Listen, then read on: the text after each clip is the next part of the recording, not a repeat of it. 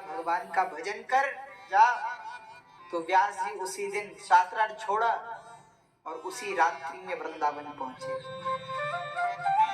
वहां दीक्षा ली, गुरु के आश्रय में अध्ययन, गुरु के आश्रय में खूब भजन किया।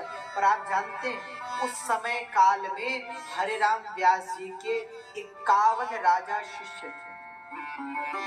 कोई छोटे मोटे लोग नहीं, राजा 51 राजा उस समय के उनके शिष्य थे। और जब उन्होंने कहा कि गुरुदेव गए तो शास्त्रार्थ करने थे पर लौटे नहीं, गए कहां? पता चला कि वो तो वृंदावन है। सब शिष्य पहुंच गए, राजा लोग। और जब देखते हैं तो हरे राम व्यास जी जो चलने का एक अलग ढंग, बोलने की एक अलग शैली, विद्वान है ना, वस्त्र पहनने का तरीका, विद्वान तो हर चीज में परफेक्ट होते हैं ना, क्या बोलना है, कितना बोलना है, कैसा वस्त्र पहनना है, कैसे रहना है, कहाँ बैठना है, कैसे बैठना है। और व्यास जी को क्या देखा, बोले यमुना की किनारे पर ब्रजरज में लेटे हुए, शरीर पे एक ही वस्त्र नीचे से और बाकी कोई वस्त्र, नंग धड़ंग लेटे। पहले तो पहचाना ही नहीं कि यही हमारे गुरुदेव जो माथे पर सुंदर तिलक और सुंदर वेशभूषा में रहते थे।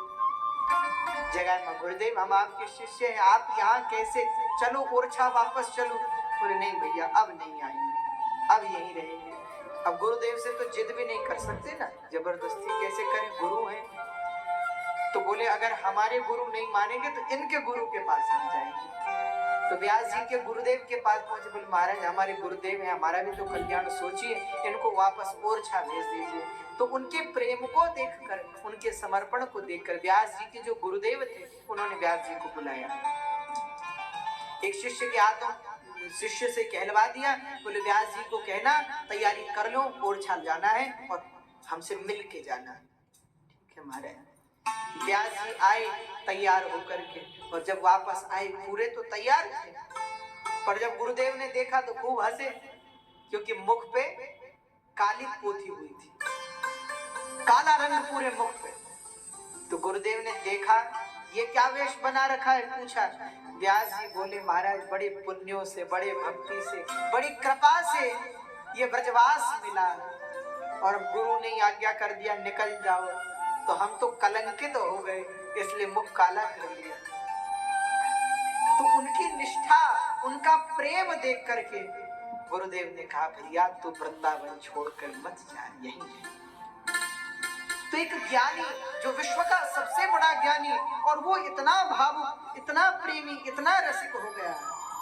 भैया ज्ञान में मुक्ति नहीं है, बड़े बड़े ज्ञानी वृंदावन में आए और भक्त हो गए। प्रेम में ही कल्याण है, प्रेम ही कल्याण करने वाला है। तो संपूर्ण शास्त्र, संपूर्ण कथाओं का एक ही सार है, कृष्ण प्रेम। जब तक प्रेम नहीं जगेगा तब तक कुछ नहीं पाया, तब तक तो सूखे रहेंगे। हम सब तो सूखे ही बैठे, अब तक प्रेम मिला कहाँ?